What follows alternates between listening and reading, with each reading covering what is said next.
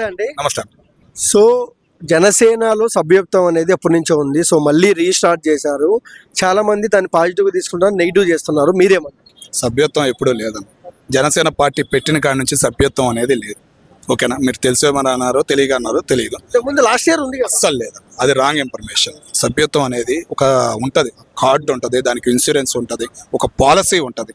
అది టీడీపీ నుంచి కాపీ కొట్టి మన కార్యకర్తను, ఇప్పుడు టీడీపీ కార్యకర్త విలువేందనేది జనసేనకు తెలుస్తుంది. కాబట్టి మనం కూడా ఒక కార్యకర్తను తయారు చేసుకుందాం అనే ఫీలింగ్తో ఈ సభ్యత్వం అనేది మొదలుపెట్టారు. అది అంటే ఫ్రీగా ఇవ్వచ్చు కదా, ఎందుకు డబ్బు చేసుకోవడం అంటే? దానికి ఇన్సూరెన్స్ ఉంటుంది అన్న, ఒక పాలసీ ఉంటుంది.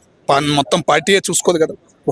దాంతో ఎల్ఐసితో కానీ దేంతో కూడా లింక్ పెట్టుకోవడం వల్ల ₹1 వచ్చింది. ఏంటంటే జనసేనకు అవసరం లేదు, కానీ ఒక ఉపయోగం అనేది ఉండాలి. కాబట్టి సొసైటీలో పేరు ఉండాలంటే ఈ సభ్యత్వం అనేది ఉండాలి. అంటే డబ్బు చేసుకోవడానికి ఇవన్నీ కారణాలు అంత అవసరం లేదన్న. ఒక ప్రోగ్రాం పెట్టాలన్నా, ఒక కార్యకర్త నేను ప్రోగ్రాం పెట్టాను అని గర్వంగా చెప్పుకునే ఉద్దేశం ఉన్న పార్టీ ఏదంటే జనసేన పార్టీ.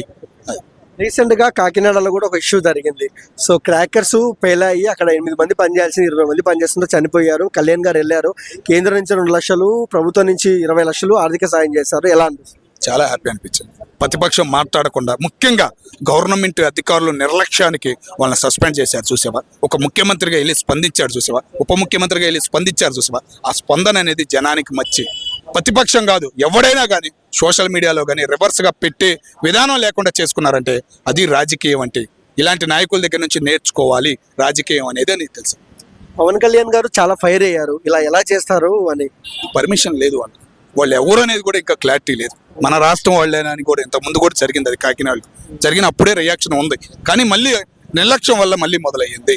కానీ ఇప్పుడు ఆ గవర్నమెంట్ అధికారులను సస్పెండ్ చేయడం వల్ల చాలా భయం అనేది మొదలయ్యింది అని మేము అనుకుంటాం.